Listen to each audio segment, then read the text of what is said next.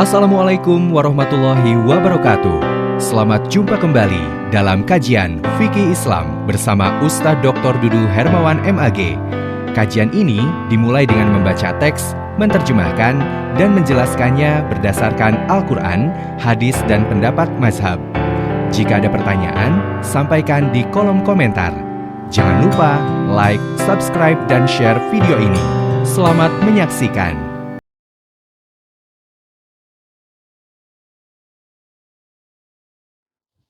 Assalamualaikum warahmatullahi wabarakatuh. Alhamdulillah para santri Pondok Pesantren Al-Madinatul Fadilah dan santri-santri lain, pertemuan yang ke-9 dalam kajian Kitab Fathul Qorib ini, kita akan membahas bab atau pasal mashul khuffain. Mashul khuffain itu artinya mengusap sepatu. Ya, khuf itu adalah sepatu yang menutupi mata kaki. Ya, jadi sepatunya itu agak panjang ya, penutupnya ke atas itu bukan sampai mata kaki tapi sampai menutupi mata kaki. Itu namanya khuf ya, khuffain, dua khuf ya, sepatu yang menutupi mata kaki. Atau di dalam hadis lain yaitu mashul muqaini. Ya, mashul muqaini itu artinya mengusap stocking ya. Jadi sepatu yang sama itu menutupi mata kaki. Atau mashul jawrob. Ya, jawrob itu juga artinya kaos kaki. Nah, jadi kalau Anda berwudu memakai sepatu yang sepatunya itu menutup mata kaki atau memakai kaos kaki, kalian tidak perlu membuka sepatu itu atau membuka kaos kaki itu saat membasuh kaki. Cukup sepatu itu diusap ya, yaitu bagian atasnya. Ya, a'laha, bagian atasnya, bukan aspalha, bukan bagian bawahnya. Sehingga Ali bin Abi Thalib mengatakan, seandainya agama itu akal, laukana dinu al-aqlu, ya, seandainya agama itu akal atau ro'yu, maka yang akan aku usap adalah bagian bawahnya. Kenapa? Karena bagian bawah itulah yang suka kena najis itu. Tapi karena Rasulullah Shallallahu Alaihi Wasallam mengusap bagian atasnya, maka aku, kata Ali bin Abi Thalib, mengusap dua sepatu itu bagian atasnya. Ya, itulah syariah begitu ya, tidak boleh ngarang gitu. Kalau Nabi melakukan itu, ya kita pun melakukan itu. Baik saudara sekalian, silakan para santri untuk membuka kitabnya, kitab Fathul Qorib ya. Yang kita bahas itu yaitu matan takrib. Silakan dibuka halaman yang ke-7. Ya, di sini ada Teh Arianti yang akan membacakan ya.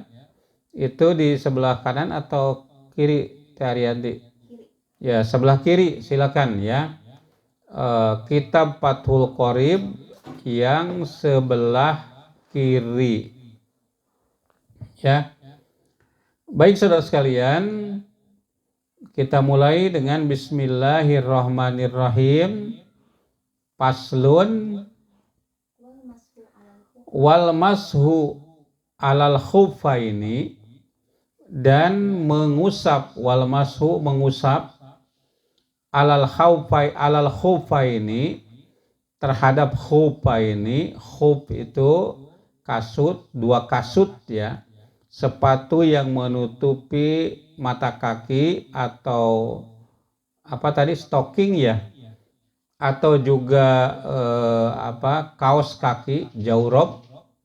Ada jawrob, ada muqiyun ya, muqaini ya, dan ada juga khufaini. Itu sama. Wal mashu alal khufaini, dan mengusap dua sepatu, jaizun bisalasati syaraito. Jaizun itu boleh, jadi hukumnya boleh, silakan mau diusap atau mau dilepas silahkan. Tapi kalau kita mau mengusapnya artinya tidak dilepas, itu hukumnya boleh. Jaizun bisalasati syaraito, dengan 3 syarat ya. Bisalasati syaraito, dengan 3 syarat. Nah, apa yang ketiga syarat itu? Syarat boleh mengusap sepatu pada waktu berwudu ya. Saat mengusap kaki tidak perlu dibuka sepatunya, tidak perlu dibuka kaos kakinya, tidak perlu dibuka stockingnya, diusap saja begitu. Syaratnya ada 3. Yang pertama, coba lihat teksnya, lihat silakan. Ayyabtadi'a lubsahuma ba'da kamalit toharoti. Ayyabtadi'a hendaklah memulai, hendaklah memulai ya, sipulan ya, lubsahuma, memakai 2 sepatu tersebut atau memakai khuf tersebut, memakai kaos kaki tersebut, memakai kasut tersebut, memakai stocking tersebut, ba'da kamalit toharoti, ba'da setelah kamalit toharoti, sempurnanya suci ya, paham ya? Jadi kalau kalian tidak mau membuka sepatu sebelum berwudu, sepatu itu sudah bersih ya, kemudian kaki itu sudah suci, tidak ada najis di kaki itu. Nah, kemudian kita memakai sepatu ya. Ayyabtadi'a lubsahuma, hendaklah memulai lubsahuma ya, memakai 2 sepatu itu, ba'da kamalit toharoti, ba'da setelah kamali sempurnanya at-toharoti suci ya, kakinya itu ya, kaki dan mata kakinya itu yang pertama, harus suci ya, harus sudah suci waktu memakai sepatu itu. Yang kedua, lihat wa ayyakuna satiroini lima hali goslil fardi minal qodamaini. Ayyakuna hendaknya ada ya, terus ayyakuna hendaklah ada orang tersebut ya, satiroini, ayyakuna hendaklah ada 2 sepatu itu, satiroini menutup, satiroini menutup kedua-duanya, 5 hali goslil fardi, 5 hali terhadap tempat, goslil fardi membasuh yang fardu, artinya kaki ya, sampai kedua mata kaki. Nah, itu yang wajib ya. Ayakuna satiroini, hendaklah dua khuf itu, satiroini menutup, 5 hali goslil fardi ya, 5 hali terhadap tempat ya, mencucinya yang fardu ya, tadi 5 hali goslil fardi minal qodamaini, yakni 2 dua telapak kaki ya, ya tentu bersama dengan dua mata kakinya ya, seperti itu. Itu yang kedua ya.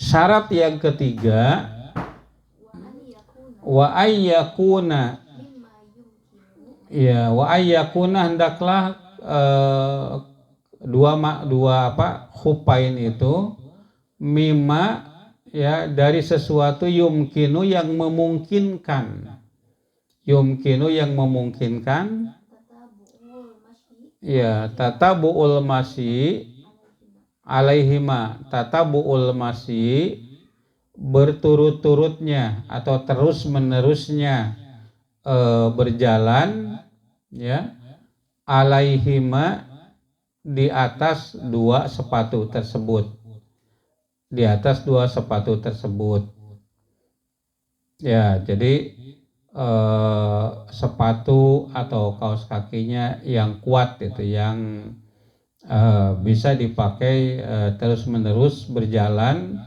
menggunakan dua sepatu tersebut ya. Sudah jelas ya 3 syaratnya.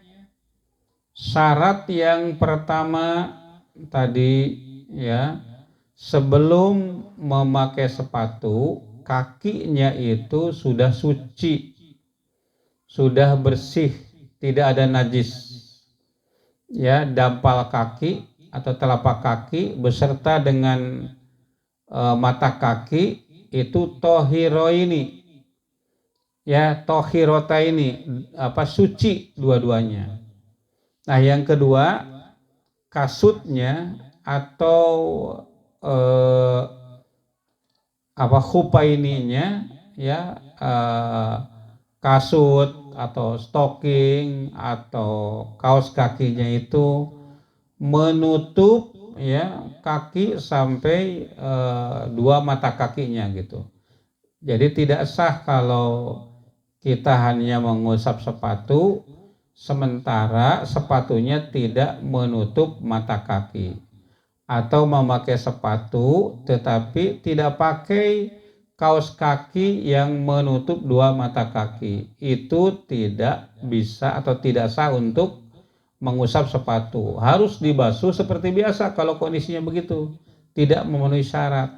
Nah yang ketiga ya, kaos kaki itu memungkinkan terus-menerus dipakai untuk berjalan.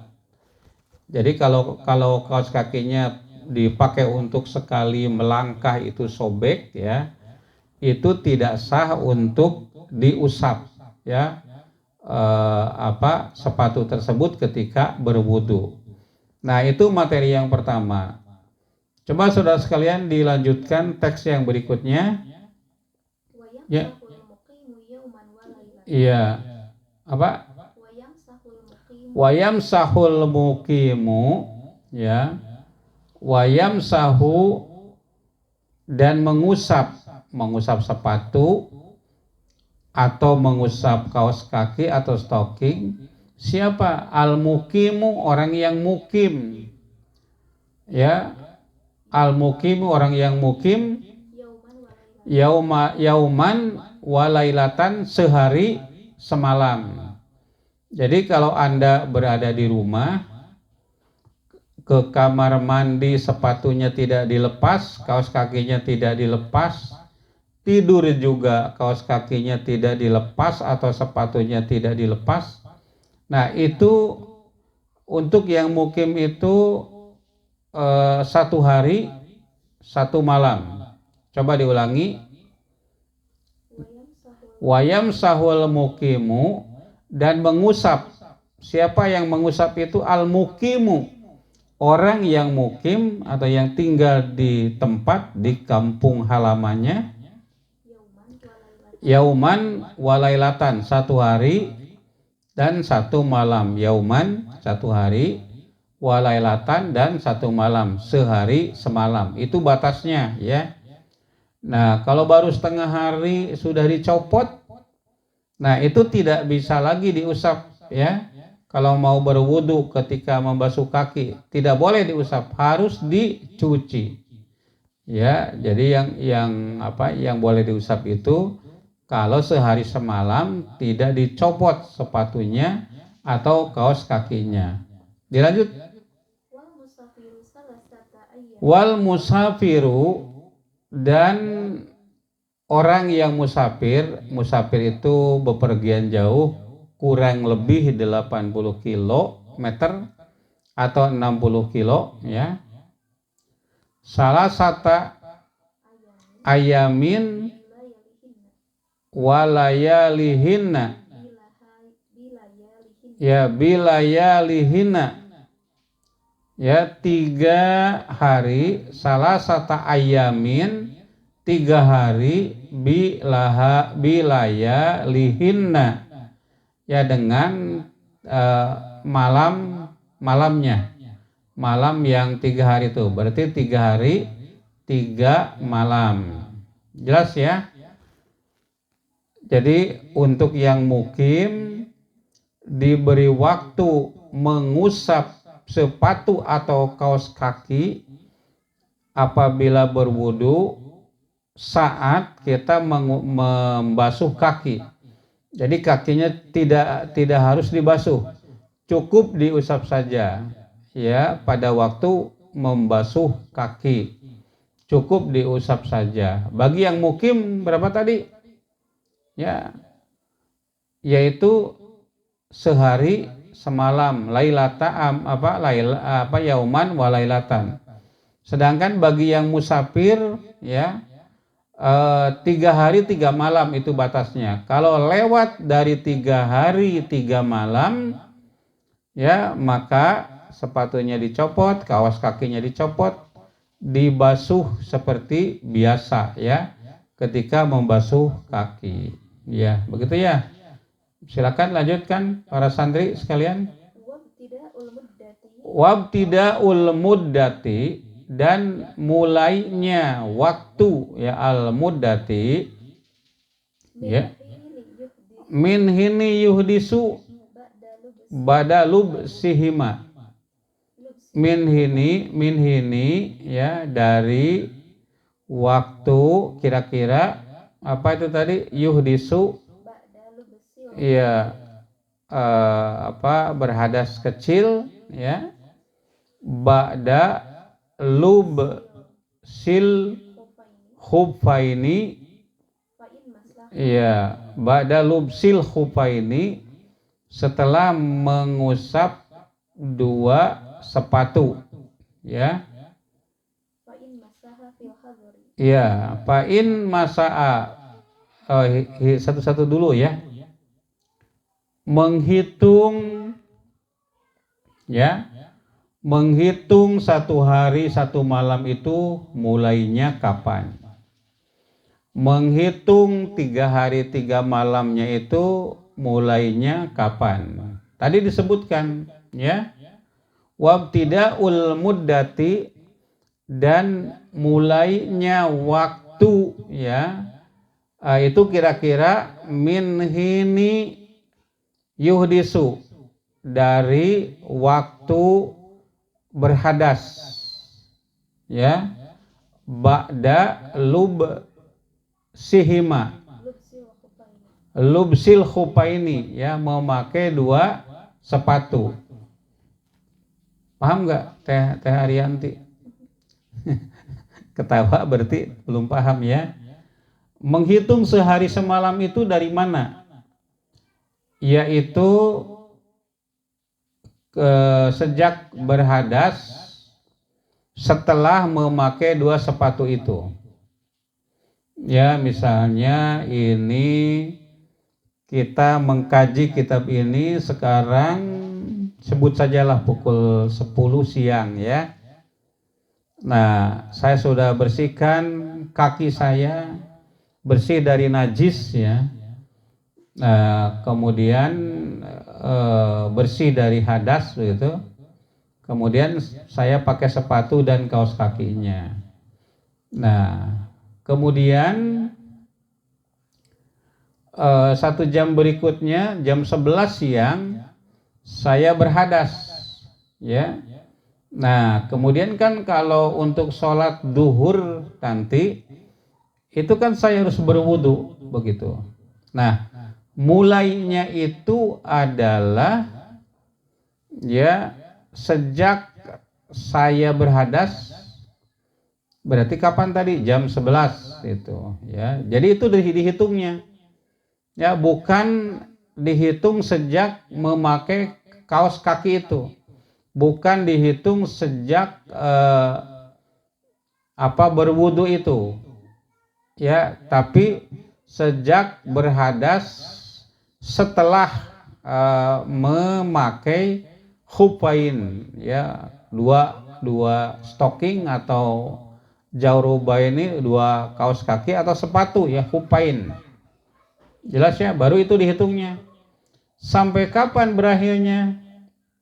Tadi yauman, sehari. Nah, ini seharinya dari kapan berarti? Ya tadi dari jam 11 sejak saya berhadas itu, gitu ya. Nah, sejak itu yauman, satu hari. Jadi tidak dihitung dari paginya, dari jam 11 itu tadi. Sejak saya berhadas, ya, dan berhadas itu sesudah lubsul khufain, ya, memakai dua sepatu. Nah, kemudian nanti maghrib datang malam. Nah, berarti berakhirnya itu yaitu tadi saat waktu malam itu habis itu. Nah, jelas ya, seperti itu mulainya. Wabtida'u wabtida'ul muddati, ya wabtida'ul muddati, dan mulainya waktu, ya, min hini yuhdisu, ya, mulai waktu berhadas, ba'da lubsul khufaini, setelah memakai dua sepatu. Jelas ya? Ya, kalau jelas kita lanjutkan. Selanjutnya coba.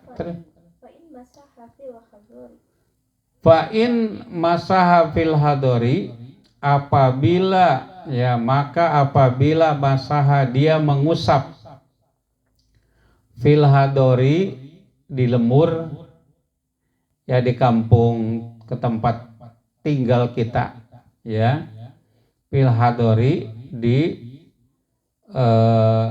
kampung kita, di tempat tinggal kita, atau di lemur, ya. Bahasa Jawanya apa? Di bahasa Sundanya di lembur. Fil hadori, di lembur.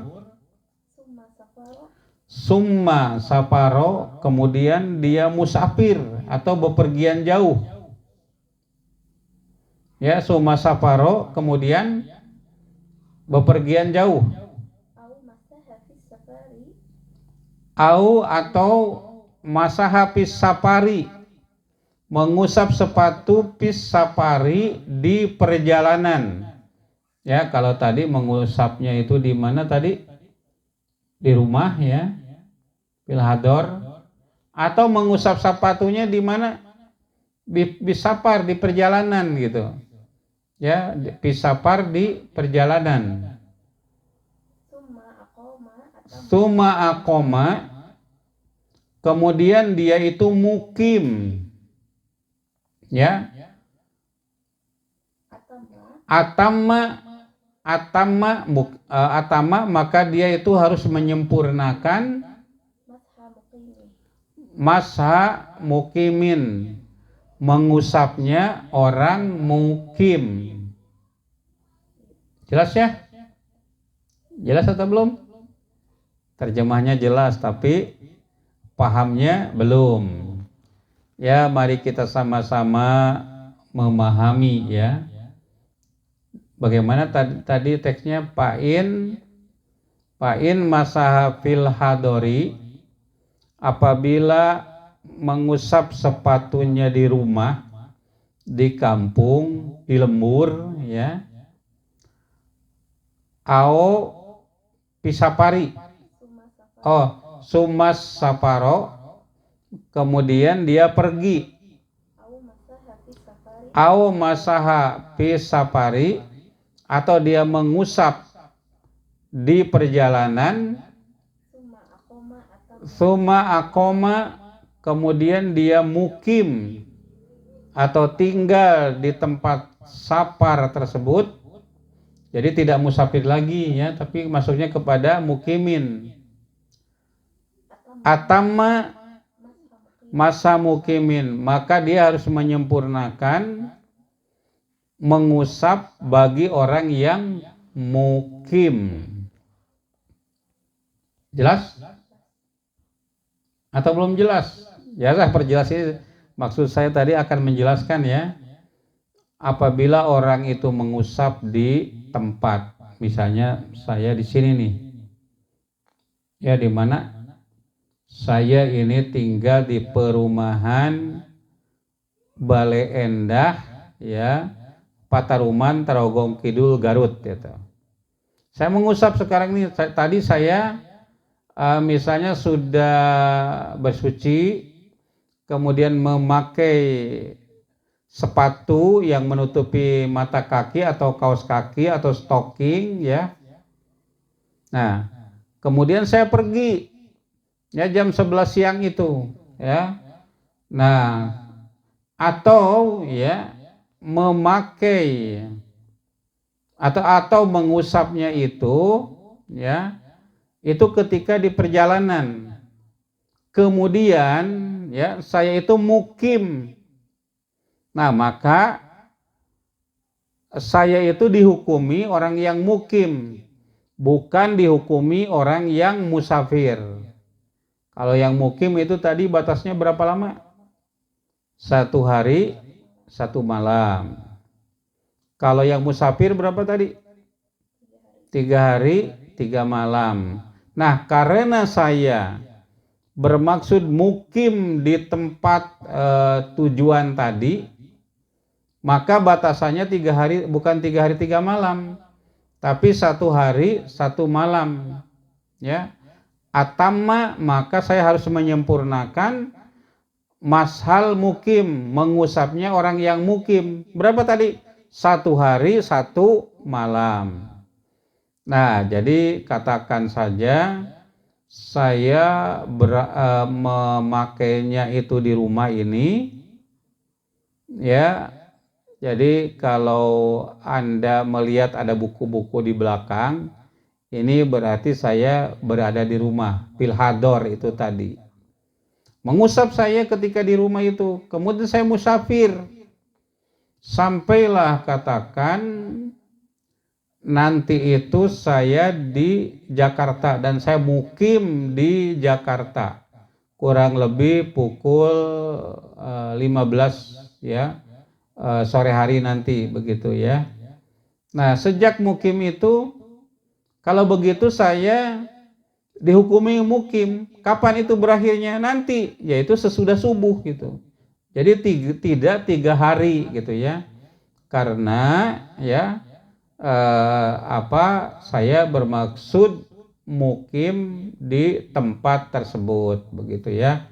Sudah jelas ya? Coba dilihat lagi teksnya. Yang berikutnya, wayabtulul mashu bisalah sati asya. Wayabtulu, dan batal apa? Al mashu, mengusap sepatu itu, bisalah sati asya, dengan sebab 3 perkara, ya. Ya, bisalah sati asya dengan sebab 3 perkara. Apa yang pertama? Bikhol ihima, dengan melepas 2 sepatu itu, dengan melepas kaos kaki itu atau stocking itu, ya, batal itu. Wan kido il muddati, wan kidoi, dan berakhirnya al muddati, waktu, ya. Wama yujibul gusla, dan sesuatu yang mewajibkan mandi. Jelas ya saudara sekalian? Jadi Anda misalnya mukim, Anda mengusap sepatu ketika membasuh kaki pada waktu wudhu. Pada waktu di toilet tidak dilepas sepatunya. Pada waktu kencing tidak dilepas sepatunya. Nah, ya.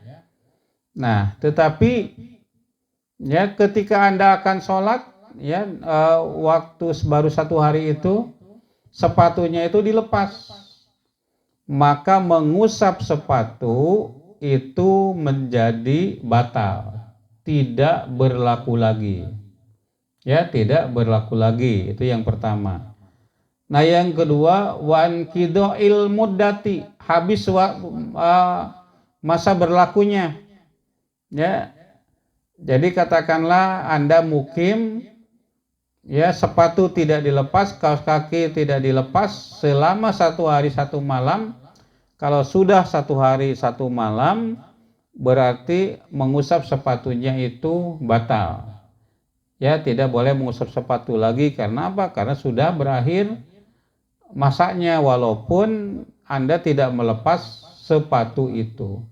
Dan yang ketiga, mayujibul gusla, sesuatu yang mewajibkan mandi. Misalnya Anda mimpi basah atau melakukan hubungan suami istri, ya, itu kan menjadi wajib mandi.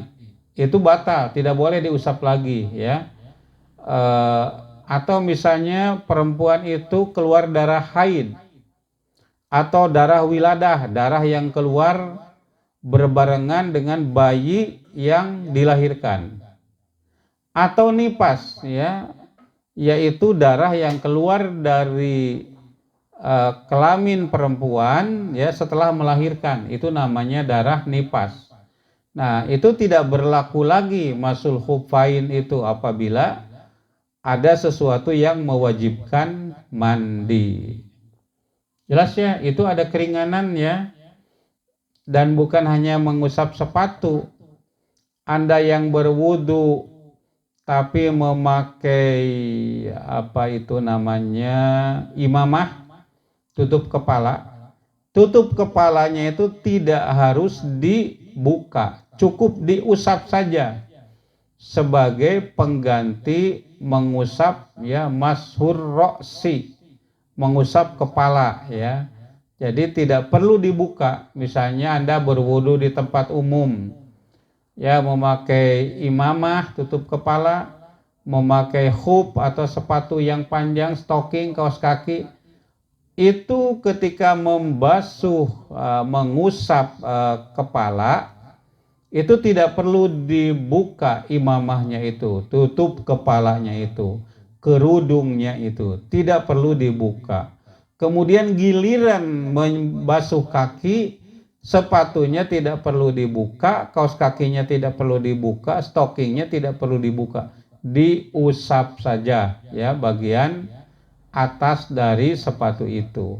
Nah, saudara sekalian, para santri, itu saja yang saya sampaikan mengenai masul khuffain. Atas atensinya saya ucapkan terima kasih. Nasrun minallah wa fathun qarib wa basyiril mu'minin. Walhamdulillahirabbil alamin. Wassalamualaikum warahmatullahi wabarakatuh. Demikianlah kajian fikih Islam oleh Ustadz Dr. Dudu Hermawan MAG. Semoga bermanfaat. Selamat berjumpa kembali pada video berikutnya. Wassalamualaikum warahmatullahi wabarakatuh.